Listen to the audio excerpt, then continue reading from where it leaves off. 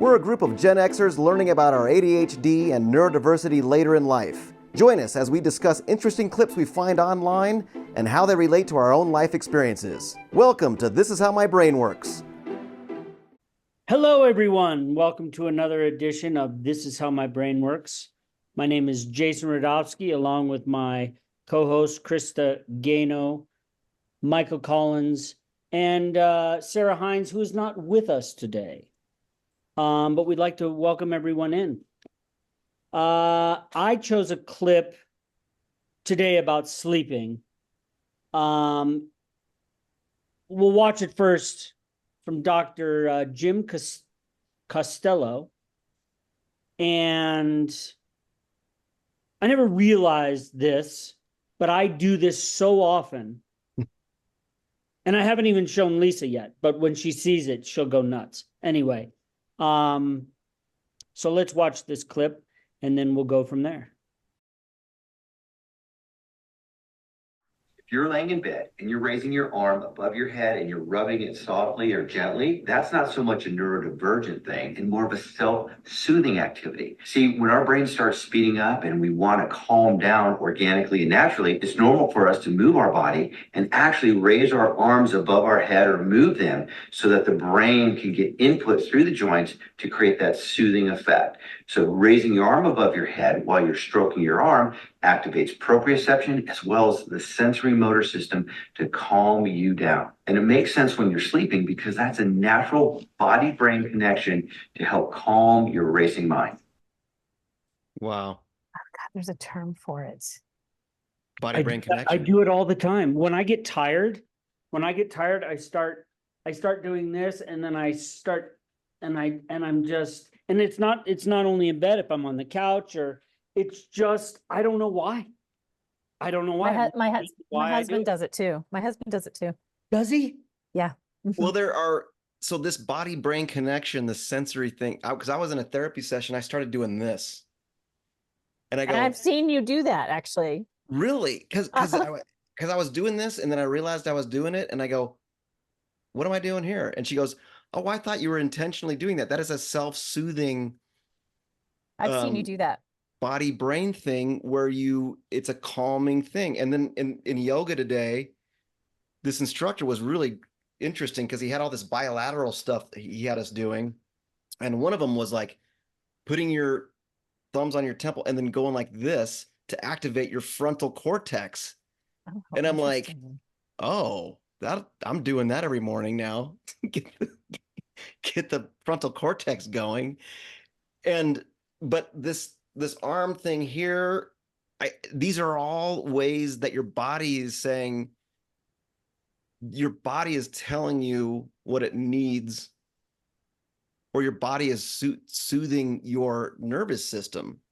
So I feel like because that was visual and we have so many people who listen, we should sort of explain it. So this idea that you raise your hand up over your head and then you can either rub on the inside of your arm or there's other ways. Like I find in bed, I get into my position. It's a very complicated thing because I have to make sure covers are a certain way and the whole thing. And then I move my feet on the sheets back and forth.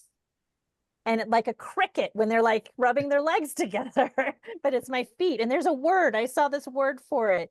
And it's that same type of thing. It's like self-soothing and it calms me as I'm trying to go to sleep. Now, do either of you have trouble going to sleep? Because this is, I think, maybe a difference in, like I can go to sleep. I can go sleep like that very quickly. Not typically for me. But I do have to kind of have my hands in a certain position, and there's a certain position that I have to kind of be in. Do you roll your hands up under your chin? That's another neurodivergent thing that they Is say. it? Yeah. I've started, like my hands have to be spread out. My palm has to be either like face down on the mattress or face up on the pillow, because if they're balled up, I feel like I'm carrying tension. So when I let them go, I can actually feel tension releasing. So I have been doing more of the extended fingers. Oh, that's so interesting. Yeah, I do a pressure point. So I Oh, lay on my side, my feet, here are my feet are doing the thing. And then my right hand, because I usually lay on my left side, goes, I'm sorry, I got under my boob, but it's under my yeah, breast, but I'm laying on it and it's a pressure, like it puts right. pressure on that hand. And those of us in the, I think more of the autism world love that deep pressure. Sure. So it's like a deep pressure thing right under my hand. Interesting. Yeah. And I just think that Or like, this, or this. did I'll you wake up intentionally sometimes. say this is like, did you see like, here's a spot to do, or did your body just kind of do that naturally? And then you found out later that it's a pressure point. I was wondering why I always do it. Like I was just like, why is it that feel like I need to sleep like this? Because it, you're sort of, I'm all like wrapped. I feel like one day I was like, am I too wrapped up? Like, am I too Sure. sort of like, and truthfully, when I go to sleep, I don't think it takes me very long to roll on my back, and then I'm a back sleeper for the rest of the night. So it's really getting to sleep. But then one day I tried not to do it, and I was like, no, I got to do it. No, I got to do it. And then when I did it, I was like, you know what? It's the deep pressure. It's like, and I can't get it by like doing this or putting it under the pillow. It's really underneath, my body that Are does you that. is everyone interested in how everyone else slept in the house every day? How'd you sleep? Oh yeah, that's always a big, it's like Oh, 100%. along with weather and And how yeah, and have you eaten? right, right. Have Yes. you Those are the eaten? top three. How'd you Now, how sleep? do you sleep? Now, Krista, you sleep on your back. I I start on my find, side and then move to my back. Yeah. and I start on my back and then move to I sleep on my left side for the best sleep.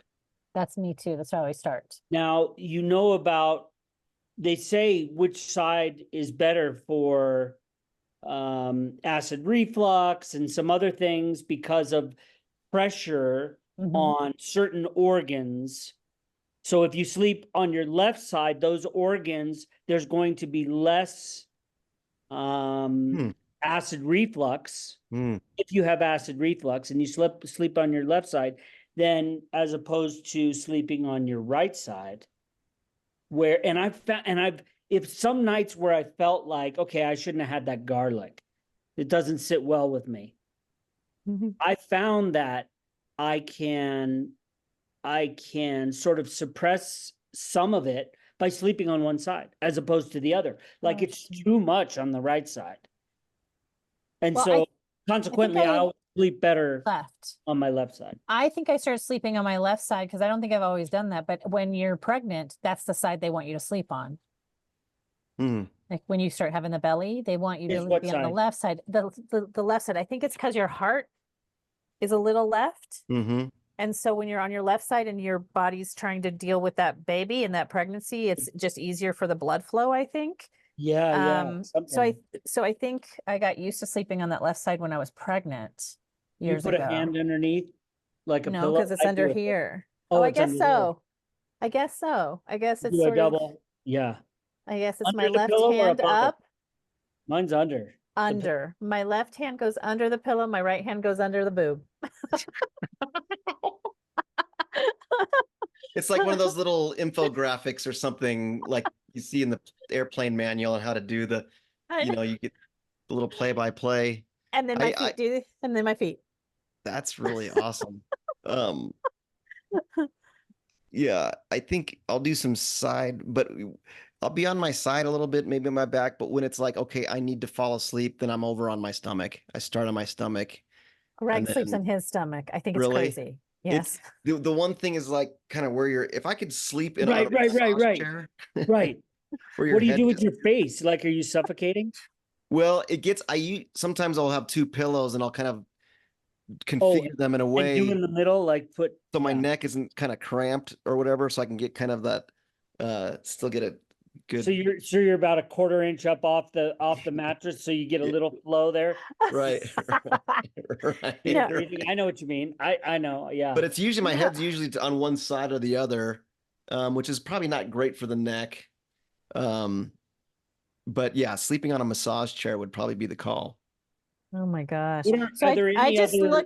I Oh, just go looked ahead. it up about rubbing your feet together because I was like, and I thought there was a different word, but no, they just call it cricketing. Oh, cricketing. So that's what I do. Wow. I cricket. I wonder if there's any other pre-bed, pre-nap, pre-anything rituals that people do or have Well, to be done Now, do before. you sleep like that when you nap? Because I nap on my back. I don't nap. I don't like do the full bed like routine to yeah. I don't nap. get I in. I just never get into bed, ever get in the, I hardly ever get into bed to do a nap situation. Yeah. Ever. I If think it's anything, I'll because sit down on the couch or a chair and fall asleep. But yeah, I don't nap very well either, except if I really feel like I need one, like I gotta like shut her down for a bit. I Mhm. will do like some binaural beats or something, and I'll lay on my back and so I almost think about it as meditation. And Mhm. sometimes I'll slip into a light sleep, but I'm not a big napper either. well, the problem Oh for god. me is that my brain's just moving too much. I Right. can't. And I mean, we talked about this, a lot about that shame of like taking an hour and a half for a nap. Like Slacking. there's so much stuff I could have been doing and I was supposed to do it last week and I didn't do it and now I'm taking a nap for an hour and a half when I shouldn't be, like I have things to do. But it's Well, it's you shouldn't take an hour and a half nap. That's debilitating. It's 15 totally. minutes, 15 to But 30 even minutes. even so, it's my body won't allow it. So Yeah. I just know that sometime after 9 o'clock I'm gonna pass out, basically. So I've noticed Laura and I were talking about this. My bestie, who's through our work, has actually realized that she's ADHD, and she is noticing that she's able to do things like that, Jason, if she has auditory stimulus. And that's why I said I will sometimes listen to binaural beats because that's the only way I can stop. There's no way I'd be able to lay down and stop my brain in the middle of the day. But if I'm literally like from a sensory standpoint, if you don't shut her down for like 15 minutes, you're going to go off on people. That's why like thunderstorms, binaural beats, something has to be in my ears, sort of distracting my brain a little bit, in order to make things happen. So, I can't just it's like sit in silence. well, and Krista, do you want to just real briefly tell people about what binaural beats are? I don't know if I really know, other Well, than I it's go to an app and it plays music, and I think it's certain frequencies yeah, and maybe rhythms that make your brain feel good in certain ways. correct. Yeah, they're apparently it's like and I've done certain types of brain and I think they call it brain entrainment where it's like binaural beats and it's basically like two different you listen to two tones with slightly different frequencies and it's supposed to like increase the strength of certain brain waves or soothe Ooh. certain brain uh, uh, um, function it says increase or hold back different brain functions that control thinking and feeling so it can be something that is like great for meditation or sleep or just getting a recharge I think. But do you all sleep 8 hours? I'm No 7. way. I'm 6, maybe a couple times a week. I can reach to 7, Yeah. I but did 6 today, but 7 usually I shoot for 7. I don't care what I shoot for. I mean, literally, it's almost to the minute. It'll be 6 hours, like to the minute. It's Really? kind of creepy. If I go to bed at like, nope, I'm gonna be good. It's gonna be 10:23. I will wake up at 23 minutes after the hour. 6 hours. Yeah, no, Whoa. it's crazy. Yeah. What Yeah, about you? I can do yeah, I don't function well on excess sleep. Like right. The I rhythms of it. I can't do it. I get like 8 hours and I'm groggy. It takes me a long time to get going. But if I've You, only got 4 or 5, 4 to 5, 4 to 6 hours of sleep, I'm good. That's what I need. it's Four Now or interesting five. it accumulates. It accumulates, there's a day after 2 weeks of that. There's a day where I'm like, I'm going to bed at 8 o'clock. And I Mm. zonk out and I get a good 8, 9 hours of sleep. there's a lot of interesting sleep research out there. I mean, they say, 7, 8 hours is optimal. Anything more is not optimal. Anything less is not optimal. But like, of course, everybody's, you know, different. But in general, they recommend 7-8. And if you listen to like some of Andrew Huberman's podcasts about what's going on in the body before you go to sleep and then when you wake up, as far as that, like when you're entering that, preparing REM, for bed, REM. the melatonin, certain things are increasing in the body, and so there are a few other things. And then when you wake up, there are some like sleep kind of hormones, or I don't know if it's not melatonin, it's something else, but that needs to kind of like burn off. And he recommends like not going right for the coffee. He recommends like, wait for an hour for that stuff to burn off and then go for the coffee. And the reason is really supporting those rhythms, the circadian rhythms of sleep. And in the morning is actually, we always hear like cortisol, the stress hormone, it gets a bad name. You actually need that cortisol in the mornings to get you up and at 'em, up and focused and going. That cortisol is kind of needed, or else you're just still just so sluggish, and your cortisol needs to burn off at a certain point. If your cortisol is higher in the afternoons and evenings, then that's rough because you're not gonna be able to fall asleep. But it has been recommended too, though, with the cortisol, because I'm trying to get into the cortisol world because I know that I'm just full of it, just brimming with cortisol. And just brimming. And so one of the things that is really hard for me, because I get up again as a mom, I think I've told you guys this, is like if I leave my room prior to my body being ready, I don't get back in my room. So it's really important that so there's nothing that goes into my body before the shower, the makeup, the getting dressed, because then when I leave the room, then I'm doing that for everybody, including myself. But if I leave my room, I will walk around for the whole day looking like a Sasquatch. So I have to do the things first before I leave the room. And so it's been recommended, though, that in order to lose weight, that I should eat protein within 15 minutes of waking up.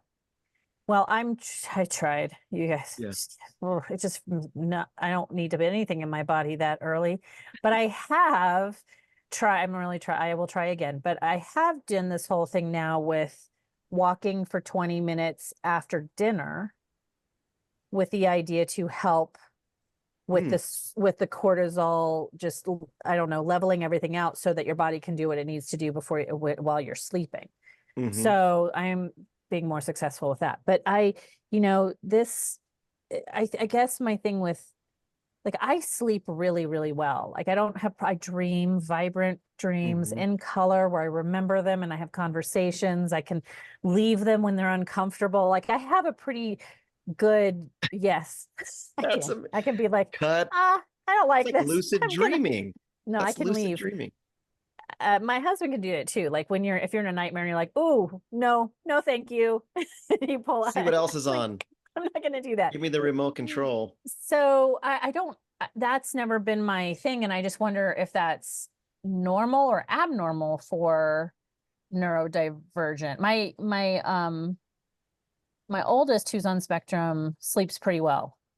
But I also have to say that if he doesn't sleep well, which is one of the reasons why we ask it, Jason's probably be interested in this if it's become habit. But one of the reasons why we ask it is because it's a gauge of how we're going to be able to self-regulate in the house that day. Yeah, it's a factor. It's a factor. Yeah. Right. It affects everyone. It affects everyone in the household. Sleep, diet, exercise. I mean, it all contributes to this maintaining that window of regulation, of staying regulated. Hey, if someone in the house with a stomach ache creates an uncomfortable, as a parent, just having a child who's in the house and the stomach hasn't been good for a couple of days, right? Or, it's a constant source of questioning and how you doing? And I wonder what you ate and are you okay? Or, it's just, so all those little things add. My oldest came in the other day. He's in summer school in college. Came in the other day just inconsolable about an assignment, like irrational, inconsolable. I finally said, "Have you eaten today?" And he was like, "That is not the point." And I was like, "I kind of think it is. Just answer the question." No. And then he got very angry at me. Like, how dare you? This is not about that. And I was like, okay, well, the answer that you need to have to this problem that you're telling me about does not need to be answered in the next 15 minutes. So why don't you eat in the next 15 minutes and then we will talk again? And he was literally like, nope, you're going to talk about it now. I said, I'm actually going to stop talking about it until you've eaten. Yep. Came back 15 minutes later. I figured it out. I said, oh, you figured it out? Yeah, it wasn't that hard. I don't know why I got so upset. What'd you do? Well, I ate. Yes, because That's interesting. My son has some of that, and I don't know because Ginger's a little, I don't know if her blood sugar, I don't know if it's hyper or hypoglycemic, but the blood sugar thing is real. And our son Gus, like if he hasn't eaten, it's like what you described, Krista. Irrational. And it is bizarre. It's like you want to just shove a Yes. bar or something down their throat, and the transformation happens quickly, and they're just a different person. It's like those Snickers commercials are no joke. It's like, I mean, I wouldn't recommend giving your kid a Snickers bar, like if they're, but whatever is going to do the trick, and it's just like weird how quickly that affects And them. how hard, and by the way, these are arguments that we've had in our house for both kids for their whole lives. And it is when they're in it, which is at the same it's sort of like the same thing as having a meltdown when you're in it and someone says, oh, are you melting down? And you're like, I am melting down. It's like sort of that same deniability. Like, this is not about food. How dare you? Or it's not about the biology. And this last time I remember looking at him going, it's biology, right? Like, it's biology. That's how I know. It's just, it's not, I'm not smart. It's just biology. You need to go eat. And that sort of helped it make it not feel like I was shaming him for not eating. I was just like, please, dear God, put something in your face. Like, eat something. I think that's a good call, Chris. Like if they can see that it's not just you being mom, and that they can just kind of like come to that conclusion on their own. Yeah, whatever works. I think like because now we're talking about like that. So that is like maybe a physiology, biology response, right, to not having sustenance, sugar, and that's needed. The body is needing it. It is out of whack. It's getting dysregulated. But I think those weird things you do with your body are the same way. But like that's you what said, like naturally, like you're naturally. I was trying to segue to that. You're naturally trying to find stasis, the thing that makes you feel good. Exactly. And there's some of the stuff I'm learning in therapy, like this 3 brains, like you got your intellectual brain, your heart brain, your gut brain, and they're just discovering just this mind body connection, the vagus nerve, how it's just so related, paying attention to what your body is telling you. Like I spent so much time in my head trying to figure things out, to overanalyzing things and problem solving and over functioning in that capacity, and not listening to my body and what I need. And I'm finally starting to do that, and I can actually feel my brain going like, thank you. There's too much going on. Thank you for letting something else kind of take over and drive. Because if I pay attention to how I'm feeling, what's going on, taking a deep breath, doing just kind of sensory meditation, focusing on a tree. Ice packs on your vagus nerve. Ice packs. Even putting ice packs there. The cold water under your eyes and stuff brings your blood. The breathing, because let's just talk about that for a second. Brings heart rate down. My husband and my oldest, when they are managing something stressful, will walk around the house going, oh. It makes me insane. I know. But I've had to, but that's because for years I walked around going, well, he's mad at me. He's like, he's sighing, like he's just like so irritated. And it's taken to like this year and this podcast for me to go, oh no, he's regulating. They're regulating. They're regulating. But my question is, I didn't understand it. Do you think they probably might not have either? Do you think that's also in a way looking or asking for some sort of attention. I used to think that. I really did, because I was like, well, what do you want? I You're being so want loud. her to know that I'm in a situation that I'm having. I don't. I Because don't I think found it myself is in that anymore. situation. I don't know. I think I don't know, I don't want to Rudy. say it's I don't want to say it's never that, because I mean, sometimes we stomp around the house doing that. All of us do. But I will say that in talking with him, or having or getting myself being reactive in my own way, and then going to him and going like, well, I don't know, you're just gonna stomp around the house and be mad or what? You know, having it and having him go like, I'm just trying to regulate myself. This has nothing to do with you. Having that happen enough times, I have to at some point believe him, and then to go find out that that is like realsies, like that's something that they say you should do, and he's just doing it naturally. You know, I Well, think I'm always trying to figure out with my husband where we are bouncing off of each other's reactive natures. absolutely. And it's also, yeah. And you also figure out what you personalize and internalize. So Right. Chris, like that's something, um, like being, growing up and not having, confidence, being insecure about certain things. Oh, they're talking about me, or they're judging me, or there's criticism, Yeah. that type of thing. And but I think that what you're describing, yes, it's the same type of thing. I think it's the body telling you you're over functioning. You need to calm down, chill out. And it's those things. It's like the tapping, or the kind of the soothing things on where you can, your earlobes, your arm, and it's your body just saying like, let's get you regulated. You're spinning out.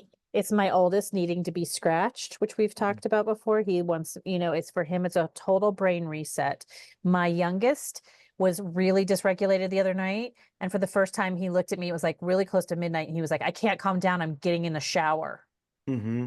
And because I used to, when they were little, I used to always say, you know what you do with a crab? You put them in water. And we would mess when That's they were funny. bathing really crabby in the end of the night. And he took a shower and he got out and he said, I really needed, but it wasn't because he Yes. needed a shower. He was searching But for. water's grounding, right? I mean, isn't Well, water grounding?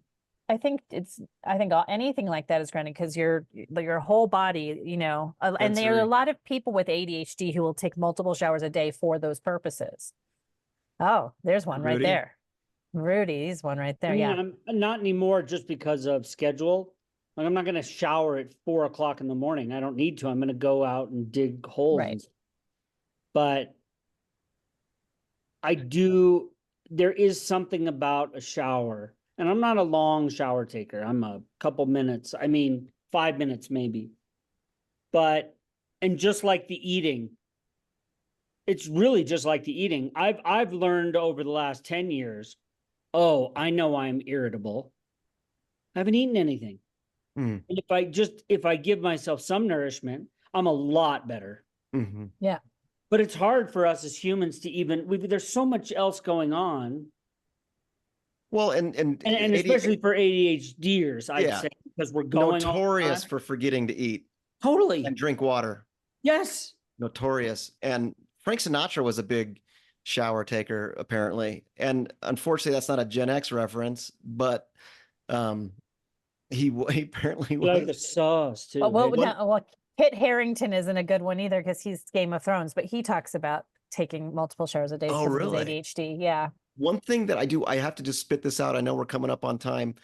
Sometimes I will get really like I'm jumping out of my skin. I'll wake up at like between midnight and 3 in the morning, and I feel like I'm jumping out of my skin.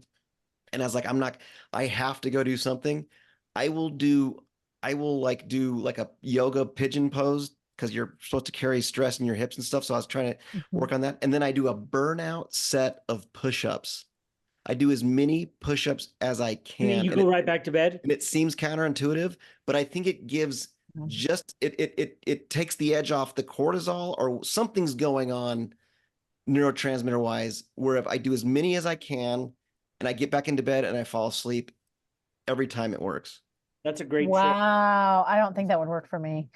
It's bizarre because it seems like you would be more activated, but I do as many as I can until I collapse. I've gotten up and read before because you sort of get up and then that side to side of reading will soothe your brain back like to a sleep. bilateral movement Yeah. of that. Yeah. Yeah, because it sort of makes you, that's why we always fall asleep when we're reading, because sort of that eye movement going back and forth. So I'll do stuff. I will lean in. Like last night, I leaned in. Like I was up at 3 and I was like, I can't go back to sleep. And finally I was just like, well, I'm going to get up. And after about 30 minutes of reading and listening to music, I was ready to go back to sleep. But Interesting. Yeah. Same. You can watch tennis too. That's a good one too. Oh. Put you right to sleep. Yeah. All right. That was a good one. Makes me tired. Now I'm ready for a nap. See, you should go have one. Cue up Borg I gotta McEnroe drive to the Wimbledon. airport. Nice. Time for some nappy naps, you guys. Well, that has been, I think, another edition, wonderful edition of This Is How My Brain Works. Join us next time. We'll see you next time. That was almost like a cliffhanger. If you like this episode of This Is How My Brain Works, please like, subscribe, and share. For more info on today's clip, the hosts, and our podcast, check out the show notes. Thanks for listening.